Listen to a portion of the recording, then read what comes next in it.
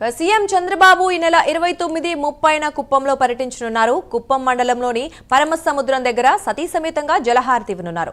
ఇక అనంతరం స్థానికులతో ముఖ్యమంత్రి ముఖాముఖి నిర్వహించనున్నారు. సీఎం పర్యటన సందర్భంగా అధికారులు అన్ని ఏర్పాట్లు చేస్తున్నారు. ఇదే అంశానికి సంబంధించి మరింత సమాచారం మా కరెస్పాండెంట్ రవివర్మ అందిస్తారు. చెప్పండి రవివర్మ, ఈ నెల 29, 30 తేదీల్లో కుప్పంలో సీఎం చంద్రబాబు పర్యటించిన నేపథ్యంలో మరి అధికారులు ఎటువంటి ఏర్పాట్లు చేస్తున్నారు? డీటెయిల్స్ ఏంటి?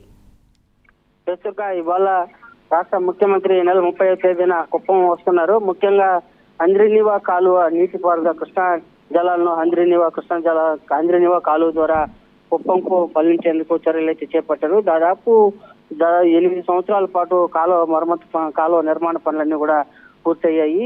ఈ నేపథ్యంలోనే ఈ కాలువ ద్వారా కృష్ణా నది జలాలను కుప్పంకి, అంటే రాష్ట్ర సరిహద్దు జిల్లా అయినటువంటి సరిహద్దు నియోజకవర్గం, అటు కర్ణాటక ఇటు తమిళనాడు సరిహద్దు నియోజకవర్గం కుప్పం, ఆ ప్రాంతానికి కృష్ణా జలాలను తరలించనున్నారు. అందుకు అన్ని రకాల చర్యలు అయితే పూర్తయ్యాయి.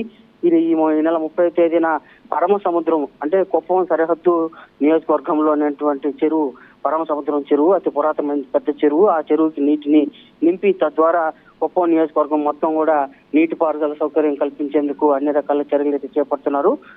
అంటే త్రాగునీరు, సాగునీరు రెండు కల్పించేందుకు ఇలా ఈ కృష్ణా జలాల ద్వారా గతంలో ముఖ్యమంత్రి చంద్రబాబు ప్రకటించిన విధంగానే కృష్ణా జలాలను రాయలసీమ జిల్లాలకు మళ్లించి సస్యశ్యామలం చేస్తామని చెప్పి పేర్కొన్నారు. ఆ మేరకు అన్ని రకాల చర్యలు అయితే చేపట్టారు.